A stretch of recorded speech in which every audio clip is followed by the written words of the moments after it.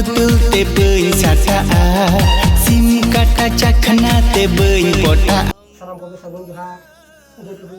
channel पाटा खन सानाम को जोहार आसाई इन को नापाय मेना बवा और नापाय तहन तवन पे तेहन हज चटर हुई कना अब फेमस टॉप सिंगर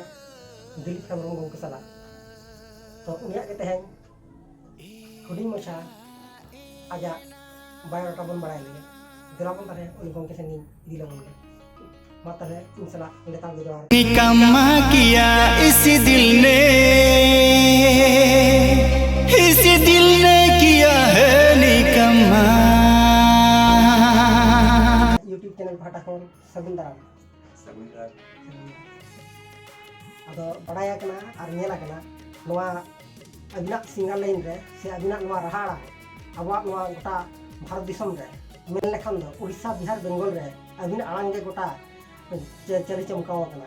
तो गोटा गे बिन धमाका अदो नोआ अंजम ते बांग ताहे दाले हुई लेनते तै अबिन ठन आले सोहर से करेगा तो अबिना बारे ते नासे बड़ाय सला कना अबिना उपम मना रे के नासे ले तो hello guys ini Dilip Hembrom A5 Citynagor Kolani Digital Media ini napai gi jadi kan apa yang napai menate ya asul napai ke tahan tahun अच्छा उनका पुइलो ने बड़ाय सला कना अबिना अतु दिसम दो कारे ini atu disom do huyuk kana Paschim Medinipur ya Kesiari kana elaga और apa do apa tidak tulen joto ko ana ko ayo ne bawa do bane ya bawa do bunga tala kan to boya ko na ko sebenarnya charwas ko na किन्ना बोया apa ale do adi boya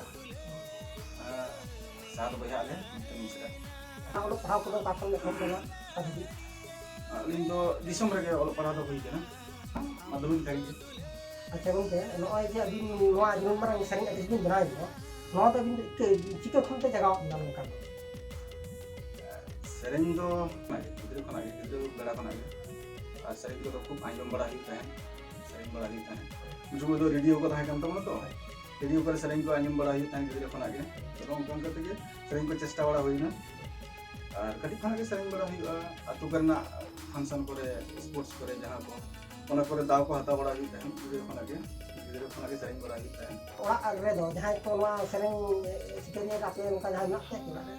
हां ओड़ा दो जतो के रुचि के गोलो मराम को ना एतोब कते बाबा हो रुचि के जतो के भैया को मोटामुटी सरिंग को तो खूब खुशी है जतो को सरिंग दाड़े गया अभी सारा अच्छा नॉय जे अबिन नोआ मरंग जे तो कटी सिका में बनाओ kan do नोआ जनाव लगी खाली जर्नी कटी लई जे नोआ ना बिना असुविधा को का हुई कना ओला कटी नासे ना खत्म के पहल तो ओना खूब के ताप है कना सरिंग जर्नी लो कारण उन समय तो माने ओला रे रुचि किया गे बुझतो गे मेखान तो नोआ ते जे असुल गनोआ तो उनका धबिन तो बाको सफल है अब उन समय अब निजेरा इच्छा तगे ओना को प्रॉब्लम वाले गन प्रॉब्लम फेस हुई जना तो बोले सरिंग रुचि किया तो ठीक गया जेतो के रुचि किया गया को मेखान तो ओने माजी तो पंथा कना असुल ना ओना इदिरा बाको सफल है तो ओना को एड काते गे मोटामुटी नवा जगह सेटल दी केना नितो फोन चालू कर गया तो मोहल के बिसरने का से आरो नोका एटा एटा ये होते बांग्ला को हिंदी को नोका जहां को ना सरिंग दो समय जखन सरिंग को प्रैक्टिस बड़ा हुई करता है दिकु फंक्शन को हो सरिंग बड़ा हुई करगे ऑर्केस्ट्रा को हो सरिंग बड़ा हुई करगे और नेता तो बांग सरिंग हुई करना जखन पुलु माने जानी नि एहो या उन समय तो सरिंग बड़ा का हिंदी को बांग्ला को और नितो तो यूट्यूब तो मिटंग है हिंदी सरिंग मना तबना मिटंग सरिंग हुई करना सरिंग गे ना सरिंग दो उयर ना गया मिटंग सरिंग का यूट्यूब तो सरिंग सेंटे ओको नोका मिटन सिंगर में फॉलो दिया सरिंग कथा तो नमा कना उसमें गिद्रे खना के जखन सरिंग आजम बड़ा हुई अदो उन दो किशोर कुमार और कुमार सानू तो खूब दिन पड़ा हो दिन है उनकी सरिंग तो खूब दिन अंजम ते तो जखन माध्यमिक को एम बड़ा हुई ना स्कूल लाइफ रे मा इनके प्रैक्टिस बड़ा हुआ सरिंग बड़ा हुआ अब उनका तो अपना तो जमन स्कूल रे ट्रेनिंग करते पढ़ाओ करते कलका को चेक उनका तो अपनार तो काम चेक करना जहाँ के आंजम ते जेमन कुमार सिन्हा सेरें आंजम तो मैं आंजम तो अब उनी तो चेका सेरें चेका भाजिया अना को खूब फॉलो हुआ अब उनका उनकाते जखन माध्यमिक को एम हुईना अब मिटन भूते चपाड़ना बहुत है कैसेट बना हुई कैसेट बना हुआ चिंता हुआ अब चिंता बड़ा है ना जहाँ के तो जोगाजोग हुई अब उन जोगाजोग हुई ना सिगरे रखन जखन पुल हुई सेरें बनाव खातिर के हेज लेते उन खना के सेरें दो कैसेट बना हुआ दिसम हर को आंजमा सिगरे रखन हेज हुई सेरें बनाव हुई रील कैसेट कैसेट बना हुई वेस्टर्न पब्लिश हुई जैसे पब्लिश किया उनका तक